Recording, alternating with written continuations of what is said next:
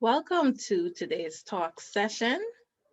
My name is Deidre Moss, and I am the host of Can We Talk?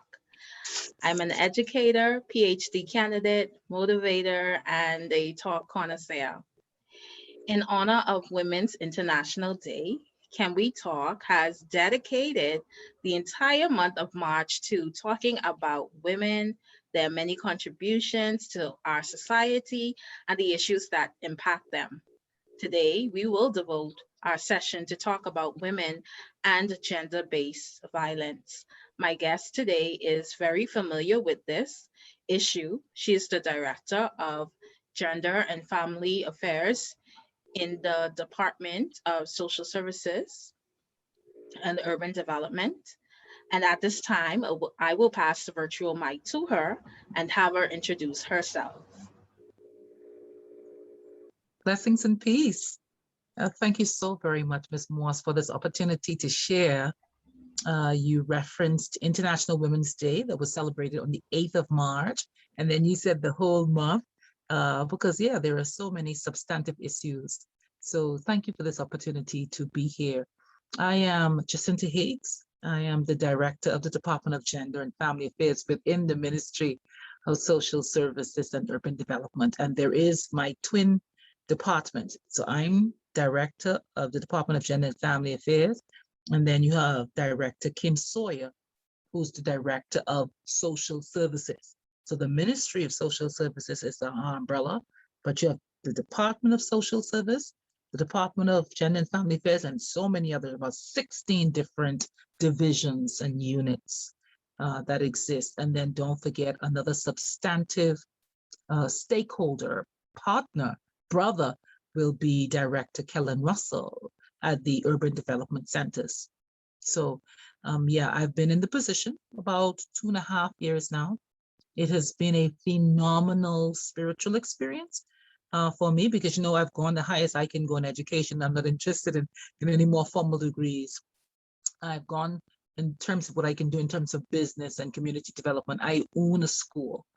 And that's been phenomenal just to watch every other graduates and what they do and where they go all over the world and how they succeed. And yet, though, when I came to this position, there was a lot of learning that I had to do. And so I thank God for a divine purpose that came out of this experience for such a time as this.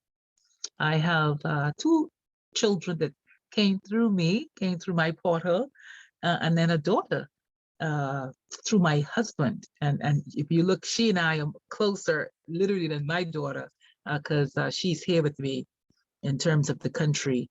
I'm the grandmother of two, a 3-year-old and a 1-year-old boy and girl. So I'm thankful to God. And then also my son, I have adopted him as my own because he is an orphan. So I'm married for 33 years, but was with my husband now for 37 years. And I'm so thankful to God for him because he guides me. I'm Catholic, but ecumenical and spiritual in my perspective. I have a very, very strong Afrocentric epistemology teaching, and that shapes almost everything I do. I don't necessarily depend on the doctor degree, but on experiential learning, emotional, spiritual intelligence, and my Afrocentric teachings. Yeah, and I Fox Hill gal and philanthropist in the community of Fox Hill. So that's about it for me. Thank you. And what a strong introduction. So, Dr. Higgs, can we talk about women and gender based violence? So yes, let's talk about it. Okay. So, let me just do briefly overview the topic. So, before we begin our talk, permit me to discuss some basic statistics about women and gender based violence. And according to the United Nations, gender based violence refers to harmful acts directed at an individual based on their gender. Furthermore, the whole concept of gender based violence is rooted in gender inequality, the abuse of power, and harmful norms.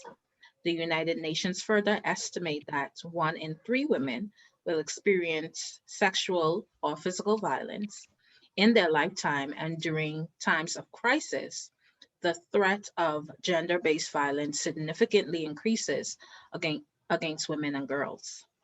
Therefore, this is a serious issue that impacts women and young girls.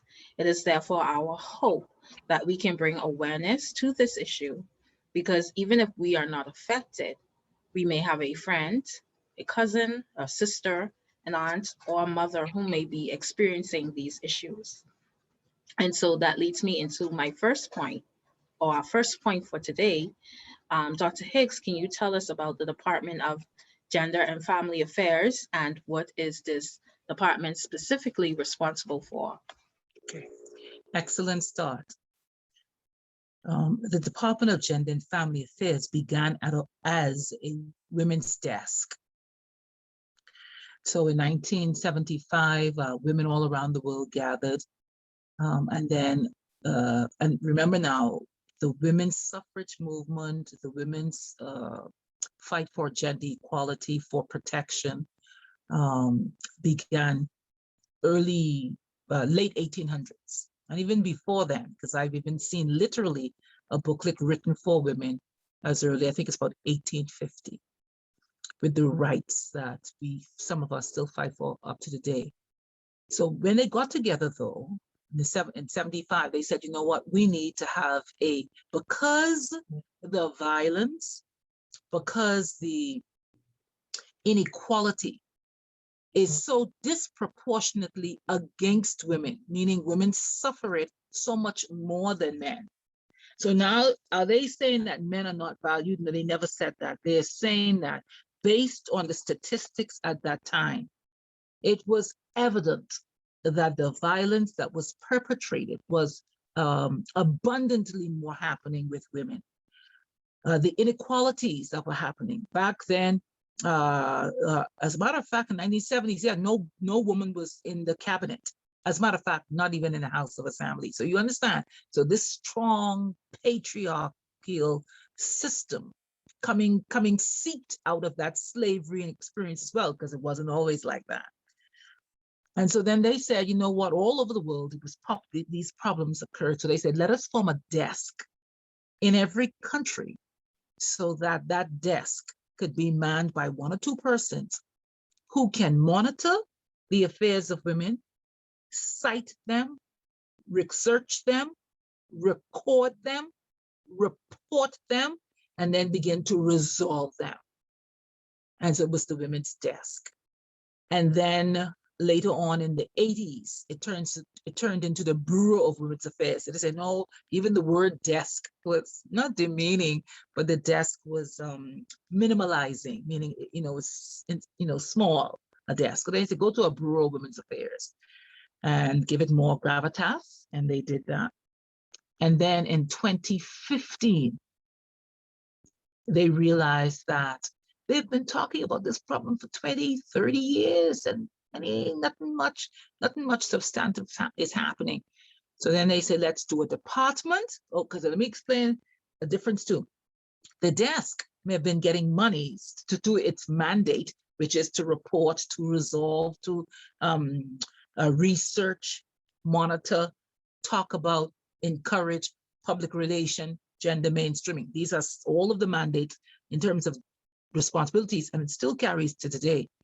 But the monies may have been coming from a substantive department, a ministry. Then the bureau, same thing. But a department is structurally supposed to be a statutory entity within a ministry that has its own budget. And so the big thing now in the United Nations and all over the world, they are saying, don't let nobody fool you.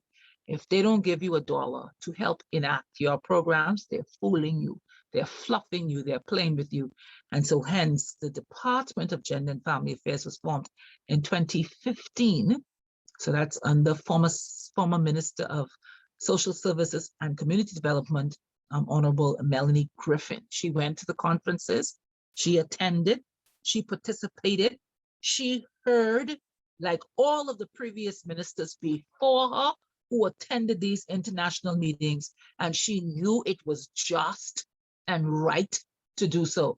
And so hence, the Department of Gender and Family Affairs from 2015 to now just morphed to the point where we got a budget. And then I'm supposed to be able to, or any director sitting in that chair is supposed to work with NGOs and provide grants, because we can't do it all. We can't do it all. We only have 10 persons, 11 persons in the entire department. One or two of them was just redeployed to go and work at the SDG unit at the Office of the Prime Minister meeting. So Minister laughs and say they poaching in our waters, and they asked for two of our young staff that we were really working with trained already took to New York. But you know, such it is what they're doing. They are going to get aspects of the reports that we still need. So it's quid pro quo. So now we have to, you know, get some more persons in there. So what am I saying? The money spent predominantly was supposed to do operational expenses of our office, campaigns, public relations to media, and then grants for NGOs who can work on, let's talk about violence, let's talk about domestic violence, let's talk about abuse and incest and sexual offenses. Let's talk about why IDB has done a research, and the research is showing that out of Jamaica and the Caribbean and Barbados and Trinidad, gender-based violence is highest per capita in the Bahamas. Let's talk about that.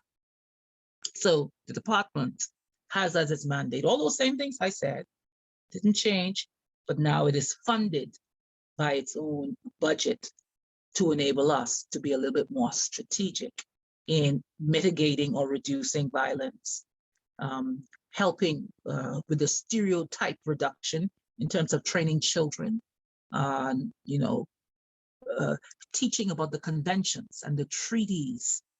You know, it's just a lot. It's just a lot. Training NGOs, training people is critical. And I know we're going to come to that, but I just want, please don't let me finish with, I end the show without saying what is happening with regards to training. I think it's more preposterous and more egregious than gender-based violence, lack of training. Yeah. And when I hear those statistics, I mean, that is eye-opening that you mentioned that we have the Bahamas has the highest rate of gender-based violence per capita. So what does that say about us? I know this question is a bit off from, but what does that say about us as a country? So it says several things. Ms. Moss, and again, you said you're a teacher, and so I know definitely you would have had the awesome training of a substantive university or many or more than one, and you would come across this multifaceted attribution or reasons why things happen. I want to say that when we became independent, as a matter of fact, Kwame Nkrumah was the first Black president that got liberation from England in terms of a colony. It was 1957 in Ghana, first one out of all of Africa and all of the Caribbean, and everywhere where there were Black leaders, so that's Africa and the diaspora particularly, they used to meet. And they had a plan, a strategy coming back from Marcus Garvey as well. Marcus Garvey had an economic financial plan for us as a people, which was railroad, because, you know, even some of the documentaries, you'll see where the FBI even got in there to break up what was happening. Because if you get a Black man smart and intelligent and financially copacetic and functioning, man, you got to be careful what you get on your hand. And so all of that was a part of that time to stop that. And so what happened was we were supposed to do a university like everybody else, but notice we still are struggling at UB. We're calling it a university, but we full well know that a certain amount of the teachers supposed to have doctorate degrees. You're talking about faculty training, you're talking about capacity. And so various schools within a university, and so much more in terms of the IRB, in terms of research, because that's what makes a university a university. the research that the students do and the dissertation that they're able to put on the shelves of that university to bring now, make it an august body with regards to its literature, its strength in its academia, the papers, research. And so I'm saying that to say to you, we never did the university. So now you have a part of that was the lack of training. And I now for the past 2.5 years, I've gone to almost every Caribbean country. I've worked with them, seen them. And one thing I can say, the street sweeper may very well have a doctorate degree. So there is a formalized training that went from kindergarten to university that we missed out somewhat on. And because we were able to leave school, literally, I saw my student by the dock selling fish. And at one point he was saying to me, but Doc Deeks, I'm making more money than you. And it was true. So if to go to school is to get a job, and to get a job is to make money so you can function for your family. And he was able to do that without going to school. And many of our Bahamians, because of the tourism industry and the small population compared to Jamaica with the millions and all of them, then what happened was by coming out of school, by going to the food store after school to work, which for me, I have no problems with that. But I'm saying it to say, in our quest for economic stability and functionality for our families, some parts and aspects of the education was omitted and was lost. And so I want to say to you that the Constitution, I should have seen that from grades 1 straight to university. I should have seen it. There are aspects of it that, remember, I'm just a bill, I'm going on Capitol Hill. There was a little cartoon that came on Saturdays. I remember as a child. And so then where was ours? Where was our training of our citizenship, citizenry? Where was our training of our people? So to answer you again, to cut it down, we lack as a country many aspects of a curriculum that deals with decency, divinity, dignity, human rights, respect, values, and virtues. Not even knowing what personal space means. Not even knowing what noise pollution means, because we think we literally can play music, and we do it till 2, 3 o'clock in the morning. We have a big time party, and there may be an elderly next door can't even sleep, or someone with a mental health problem can't even sleep. But we just now, you'll call the police, and sometimes, thankfully now the police officers are trying their very best, but there are always 1 or 2 who might let it slip by. And again, so we breach human rights. We don't celebrate it as a country. It was just here in December 10th. It's not a part of the curriculum. We still celebrate Commonwealth Day, but not Human Rights Day, not ending gender-based violence day. We ain't doing that. We don't even do International Boys Day and International Girls Day. My department has pushed that. We don't even do International Men's Day. And so we have to understand that all of that is a part of the process to keep you within the status quo, which is much more always easier to control. So hence, violence and the highest percentage rate. We're now doing our own survey, by the way. We really thank God for IDB. So we'll be the 6th country in the Caribbean to do this nationwide National Women's Health Survey, which deals with that as well. But I'm saying that to say to you, many of those other countries, they have books. Ms. Moss, when I go to the meetings, and Ms. Moss, they just laugh at me, but I carry an empty suitcase just to bring these back. And I don't know if you understand what I'm saying. Ms. Moss, all in my office, Ms. Moss, I bring back 2 and 3 copies, Ms. Moss. Yes. Ms. Moss, I don't care what they say. I literally, I tell you, I fold up everything in one little bag, in my big bag. We just tote books. I don't care how heavy it is. Yes. Their countries produce these. Oh, Ms. Moss, if I just show you them, they produce it. And Ms. Moss, I feel bad even as an educator with a curriculum specialty. Miss Mhm. Morse, I want to show you something because see Yes, when you see it, Miss yes, Morse, yes, Miss yes, Morse, yes, it's only 10 yes, pages, but we have not got to the point where we produce this yet. So we are yes, doing this service because Miss Morse, even if your students come to my department, they can yeah, get this, and in one quick look, they yeah, have to wait all night. They will read it because it's short, it's cute, meaning it has colorful writings and yeah. pictures. Miss Moss, man, I know you. Miss Moss, we don't even have videos. So I just did a few Mm, videos from my department. One day I sat down, the young boy came and he recorded me, took 3 hours and I did 6. And I say, you know what? I come now, call him back and again, I do 6 more because yes, I'm a teacher. So I don't want to leave that position without the academic intergenerational transmission of knowledge being yes, passed on. yes, So absolutely. education, go stop that with violence. They go together. Wow, Yes, ma'am. The lack wow, thereof wow. and the increase. Yes, ma'am. They go together. Because if I, Ms. Moss, imagine us telling you a 5-year-old student about the rights. No, no, honey, you cannot go too close to her because she has something what is called personal space. And when you invade her personal space, you cause disequilibrium. Oh no, you can't do this. And you're teaching them, and don't mind the big words. I teach the students in my school big words, reciprocity, and they know it.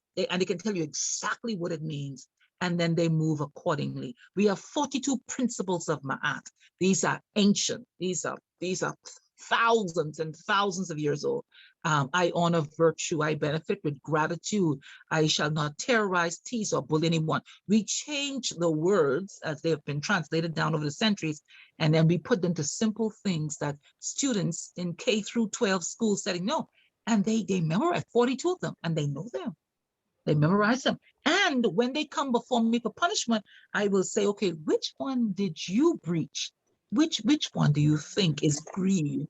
I teach them greed. When you cause somebody pain, they can't Wow. even see. You have to teach them. So Miss Moss, it's just a lot of stuff, even spiritually, Miss Moss. Mm-hmm. Separate the church. We say, okay, church, you teach the spiritual and the moral. Watch what we did, Miss Moss, and now I tell you what happened. So they separated the church, whereas it wasn't done like that before, because you had temple. That's why Jesus went to the temple. So in ancient African cultures, you had the temple, which was your school, it was your spiritual space, it was also your civic. And then informally, your parents, everybody had to go, because you don't dare not go to the temple back then. I'm not talking 2,000 years with Jesus, I'm talking way before that. That's our people's knowledge. We don't even know that. We've been breached from how we used to function. So therefore, we were born as, let's say, lion. I know this is a common cliche kind of thing, but let's say you really were born an eagle. But because once we grew up with the pigeon time and the pigeon indoctrination, I don't even know that I didn't know I could be an eagle. So we are operating out of our system of value. And that is why one thing I love with the Catholic Church and Afrocentric epistemology, there are about 6 or 7 prayers that says at the hour of my death. So I literally, this is no joke. I'm not perfect. Oh God, I get some ways, Ms. Moore, but Ms. Moore, I live for my death because my soul will be judged at the hour of my death. So I sometimes will withhold gratification, withhold worrying about nails or worrying about a certain kind of hairstyle, and I will not take or steal, or I will be generous in giving and not worry about that. Oh, that's my nails money. No, I don't mind. I will yield the nails because one day, either my granddaughter or grandson will benefit from that paying forward. And or Miss Moss, when I die, I believe in it. There is something that happens that I want to be prepared for. This was told to the church to do. Then they say, okay, school, you handle the formal. Church, you handle the non-formal. And parents, daddies and mummies in the house, watch this now, you handle the informal. And this is my dissertation, by the way. Yeah, so it's 3 spheres or tiers of education. The informal is in the home of the parents, but the parents were very congruent with the church and with the school was one big community of values again. Then you had the non-formal, again, which was done by the church and sometimes, so what has happened now, civic organizations took that over. Man, I know you understand what I'm saying. And so the church was supposed to be teaching the spiritual and the Yes. civil and all of that. And then you had the formal, which is academia, kindergarten through university, doing the mind and the brain. The child, Miss Morse, in 1987 at my school where I taught, I'm not going to call the name, I kid you not, I asked, how many of you go to church? And if I got 5 hands out of 45 back then, our classes were very huge in that school where I taught. Miss Morris, if I got 5 hands, that was in 1987. So judge what happened since. And every year I do it as a teacher. So if the children ain't going to church, how will they know that when you spill blood, that is sacrilege? That is, when you spill blood, when you pump, and you shoot somebody, your spirit shouldn't even be settled anymore for you to sleep good. The time and sleep good, you have to drink rum straight through and take coke thereafter and take pills or keep on killing. But there is an anesthetizing, there is a blanket, almost a tablerizer of the values. And so therefore I could pump 6 in you, 10 right in you in the front of your children. And it's like nothing because a new creature has been formed. And if I hear you correctly, I think what you're saying is there's a gap. There's a gap in what is being taught and our churches and what is being taught in our communities. Yes, There's a gap. There's a gaping hole. Yes, ma'am. Yeah, there's a gap. There's a gap, not even in actual content. But Ms. Morse, you even have a gap in the processing and the intergenerational transmission of it because the children ain't going to church. Yes. Mom, Ms. Morse, I hope you understand what I'm saying, but this is all related. No, so therefore, you could rape an elderly woman, Ms. Morse, if we cursed an old person. When we were small, Ms. Morse, Jesus, Ms. Morse, woe be unto you. It's a curse. Yeah. Ms. Morse, you mean a man who go in the house and rape an old woman? A rape a 85-year-old woman? Ms. Morse, what kind of being is that? So that's what we got to be dealing with. And the point about it is good question in terms of good focus for the show, because Ms. Morse, you said it earlier in your intro, we are all affected. So no one is out. No one is exempt. No one is exempt. We're all affected. Or we know someone who's affected. So it is definitely important for us to have an awareness of this issue. And even today, even myself, I'm really shocked to find out that the statistics is showing that the Bahamas has the highest rate of gender-based violence per capita. And so that's IDB. The study was done in 2013, which is really long and outdated. But the point is, and that's another thing again, we don't even today. So I just have to smile because other than that, it will hurt my heart. So yes, so at that time, and so until such time as this new Women's Health Survey is produced, we have to go on that citation because that's what people are citing. That's what people are citing. Yeah. Absolutely, absolutely. And Dr. Higgs, you touched on so much. Even you touched on some of the points that I already had, such as when we looked at our neighbors and what they're doing, our neighbors in the region, what are they doing to bring awareness to gender-based violence? And I know you would have shown the many booklets that you can go to. You can take them home with you, read on the statistics. Do we have that information? Do we have those resources? And I know that is something that you said that you want to work on in providing booklets and providing those type of information so that even our young persons, you know, anyone attending any form of conference will have something to walk away with that they can go over and, you know, learn for themselves or go over for themselves and see and bring some type of awareness to this issue. But I wanted to ask you, like I said, what our neighbors in the region, as you are aware, what are they doing in dealing with this issue? And also, do you believe that we in this country, do you believe that we are doing a good job of addressing the issue of gender-based violence? So, number one, again, for the past 2.5 years, I have been meeting with we call ourselves the National Gender Machineries in the entire Caribbean region.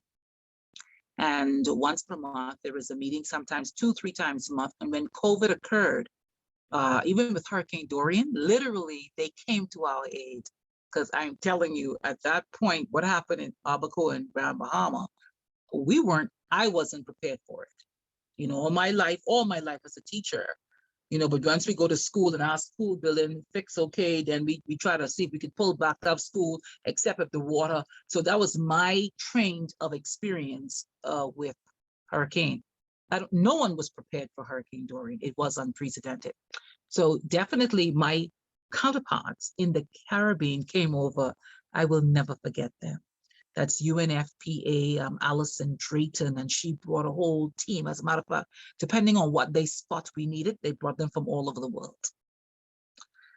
They even gave us grants. They gave us monies. They brought us over 1,000 dignity kits to give out. So the point is, in our Caribbean brothers and sisters, I love Mia Motley. Oh, for God's sake, because Mia on the Caribbean CARICOM stage and then on the world stage, she don't let up by telling them that they have to fund a lot of the ills and problems we are experiencing because we are former colonies. We contributed to them. As a matter of fact, I don't want to quote it now because it's been a little while, but I am sure they gave millions, I would say US dollars, but I know it's their money, pounds or something, but one of them gave it to University of the West Indies in terms of repatriation, reparations. So our Caribbean brothers and sisters, Ms. Moss, and it pains me to say it, but it's the truth. They are experiencing full support from the United Nations entities by getting grants. And remember when I talk about education and us being deprived for years as not having the university open up so that our people could continue, it was always a cap on what we could have done. I could have gone straight through to do my bachelor's and then my master's. But when I finished COB at that time, there weren't any bachelor's program. There was one through University of the West Indies, and sure enough, I went to do that one, or business. Then when I finished with that, there wasn't a master's degree program. Masters just started coming here. So Mrs. Elma Garraway took myself, who she watched grew up, and there was a cadre, you call a critical mass of educators who were brilliant, sharp, on the top, wanting to help the system. So she wrote to Minnesota and asked if they can please bring a adjunct master's degree program. And sure enough, I did that. Over 100 top educators in this country were a part of that program. And then Ms. Moss, when we finished that, there was no doctorate program. So Ms. Moss, with the help of my husband, I had to resign. They didn't even think it worth me getting a study leave with pay. Come on, man. So I had to resign. And then I went off to do the doctorate. I'm saying that to say to you, let me show you how it comes back together. Those in the Caribbean, for every one doctorate like me, let me be very generous because I don't have the stats, but I am telling you what I know in terms of interacting with them. You may have 50 persons with a doctorate degree just like mine. That's why I cannot sign on to the Caribbean single market economy. I cannot, because I know that the day we open that up, they will flood this way with their doctorate degree and be able to charge less for you with your master's. You can't compete with them. And they've had their degrees for years and they're diligent and they work hard and they move with that. And I'm not to say that we don't, because I know I do. But I'm saying that to say, for every one of me, there are about 50 of them. That's unfair. That's not, we don't call that equity. That's inequality, and it is detrimental. So I'm saying that to say to you, but they have been way ahead of us. So all of us got independence around the same time, 60s and 70s. But when they got this, they went straight into university, and the Commonwealth of the Bahamas was paying for UWI. We pay one of the highest. We pay at least in the millions, at least $1 million, and we pay in US dollars. And yet, we didn't even have a campus. And I know what I'm saying because my bachelor's degree came from the University of the West Indies, right there on COB campus. We used to have 2 little small rooms, and all of our papers had to go down to Jamaica, everything. Lecturers, some of them in between quasi. We didn't even have a room, but yet we were sending millions down there. To this day, we still send millions down there, to this day. But yet we didn't see it important, at least say 1 year, hold off, because that's what they do. That's what they do. Let us take that 1 million and put up a campus here. Look what we're still doing. We're still trying to pass a university in Thompson Boulevard. But anyhow, because then they have been long ahead of us, Miss Moss. And Miss Moss, man, you got to guide me because I'm passionate about it and it pains me, But Yes, just so I we can go understand. quickly. But what happened, Miss Moss, is they have done studies. They have now documented. They're now speaking as experts because they can quote 6 studies that they did in Jamaica to prove with the different kinds of sexual abuse. Then they were able to take that information. They wrote to the United Nations and they said, we want $2 million US or $10 million. And we'd like to now implement.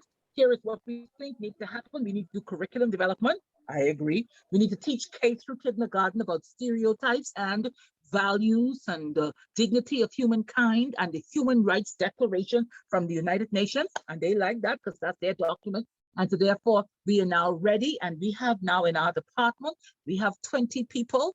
And them 20 people ain't making much, but they show up and everything. They're happy because they get the job. They live meager. And so therefore, Ms. Moss, most of my Caribbean counterparts who are directors in the Caribbean, they are on one project or the next getting funding. And they gave me 20,000. And then they gave me 10,000. I still didn't even get the 10,000 because I don't even have an account to receive the money. So we have some work to do. We have some work to do. For God's sake, ma'am. Yes, ma'am. We have work to do. Yes, ma'am. Yes, ma'am. And so knowing it, I know that I was appointed there by God. I'm really, really thankful for that appointment. I'm not going to stay long because, and I need to find an analogy to describe to people why, Dr. X, why in the world will you not renew your contract? And I just want to say this to you. The same reason why I established my own school and not go in government. There are certain entrenched barriers that have been placed there by the patriarchs, by the oligarchy, for the purpose of maintaining the status quo. We have not studied it and we didn't know. Remember, we ain't studying much. We ain't studying long either. And we ain't studying in there just enough to get by. And we ain't going if it ain't a part of our credit. And so therefore, we are perpetuating the nexus, the vortex of a status quo where what is happening is well done for the system. And so I can't stay there because I want to come out now and go into civil society. So I've already now formed an NGO. I will now come out of there, go into that, even if I have to lose the salary. I cannot, my soul is required of me. Ms. Moss, I get 2 grandchildren. You should see the 2 little grandchildren. Ms. Moss, my whole life changed when I saw one was a preemie. I'm telling you, see, I know what motivates other people. Well, Ms. Moss, that motivates me. Remember, because I invest in children. I'm not making no big profit at that school in Fox Hill. I give out over $300,000 worth of scholarships a year. I'm saying all that to say to you, gender-based violence, let me link it, is tied to aspects of us not being trained on how to value each other. Not only that, Ms. Moss, we don't even teach what are the consequences if you breach someone. And you know why I know? Because I was in the Senate and they passed the Sexual Offenses Act. And there were about 20, I'll never forget, voyeurism, because I didn't know what voyeurism meant back then. One was voyeurism, and then you had sexual offense, and you had incest and all that.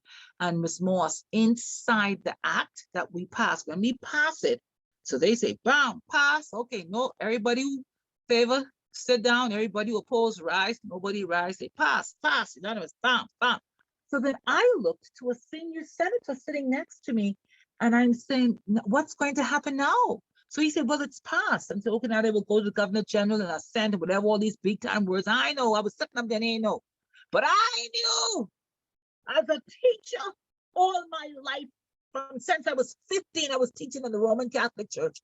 I knew that there were offenses and consequences written in that act that would affect a 16-year-old boy who, him and his girlfriend, she 14, but they have sex. And I knew he could have gone to jail for 3 years. So I said to him, you mean we're not going to do a campaign to take this to the school teachers? And I was a teacher, so I felt offended. I was sitting in a space that's not meant for me in the Senate as a school teacher on the ground, having to do the work, having to see the parents, having to see the students, having to see a good 4-point student, Miss Moss, slip up because of his hormones. And I teach biology, and that's natural. That's why they used to get married when they were 12, because that's natural. But I would see him go to jail, Miss Moss, because of ignorance. And so we pass laws, but we have not taught it. So our school system is not tied to our judicial system. Our judicial system is not tied to the police system. And just today, Ms. Moss, the United Nations, just today, I sent it around to all the police. So that's what I'm there for. Every time I find something, I send it out to everybody. Literally, I sent it to the commissioner because he works with us now. He got it. Deputy Commissioner Davis Delancey got it, and they said they will post it. Ms. Sands, she's former police officer, she's in my department. We were sending it out, where the United Nations was giving out the handbook on how police officers should treat gender-based violence. They were giving it out to the judiciary. We sent it out to lawyers and attorneys. So we want training. Lack of training is worse. It's more diabolical and egregious than, this is Jacinta Hicks' opinion. I learned that from the senator. This is my opinion. Than being #1 per capita for gender offenses, sexual offenses. And so, Harry, and I know you would have brought up training. So training is really important. It's really a big deal. And hearing you speak, I think we have some work to do, and not just in having work to do, but passing on knowledge to the generation behind and the generation behind that one. And I think sometimes we get lost because we don't share, but we need to have an awareness of this issue. And so as we wrap up and as we close, is there anything else you would like to mention, or anything else you would like to talk about what your department is doing? We trained 700 police officers, 3 weeks ago. That was monumental. Police Commissioner Paul Roll wrote in his police plan that he will work with us, the Bahamas Crisis Center, the Office of the Attorney General. We already met. We already had several meetings. They are prepared to support us in a gender-based violence bill that covers the same definition you read. We want to expand so people could understand that you can't Paul rock at somebody passing the road because it looked like a man, but he whining a little bit and whining, I mean, because he's walking with a little spurt. And you say, well, he's a sissy, or he's this, and you think you could throw a rock at him. He has rights. We have been meeting with regards to women. You can't take a woman and bash her head in and choke her in the front of the children. And to the point where Miss Moss, Miss Moss, I know what I'm saying, but I can't talk it. You could take a knife and you could choke up in a woman's body, Miss Moss, 9 times, 16 times, Miss Moss. And Miss Moss, you could get away with that. You could kill a woman through gender-based violence, get out and kill another one. The whole nation know about that. Miss Mawson, we could get away with that. Child, woe be unto us. That's why I need to come out to see where I can max everything I do. I want to maximize it a little bit more. So as I close, I want to say that for every action that we do, there is, they say the reaction. I remember the show used to come on, but there is a direct reward or consequence. There is a blessing or there is a consequence. And I want to tell people that gender-based violence is essence of experiences where we self-hate ourselves, we self-negate ourselves, or someone beat us when we were small. It is now intergenerationally manifesting. I administered corporal punishment till the point where it was definitely, it was abuse. And I'm admitting that, you know, and I did ask public forgiveness from the children. I will continue to do so.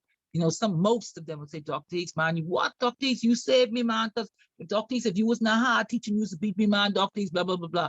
But I really want to say that in hindsight, after I was trained at the bachelor's level, then the master's level, and I was exposed to various methodologies and techniques and philosophies and ideologies of how you can still get the same kind of behavior, but with different tactics. Then it weighed on me heavily to the point where I don't subscribe that anymore, you know? And sometimes even the rage, it happens because, Ms. Moss, we have been allowed to grow like a tree that was never pruned. And hence the branches are sticking out all in the walkway. They have the prickles. It looks unkempt. You cannot even enjoy the fruits because the fruits are now mixed up in all the branches, the thick branches. We didn't prune. We didn't prune. And so we need to prune as a country. We need to prepare. We need to educate. We need to develop a critical mass. And so finally, I give God thanks for all of the NGOs, stakeholders that work with us in terms of training civil society. We train police officers. We trained persons in education. We go to schools. We now have a male desk coordinator at the Department of Gender and Family Affairs.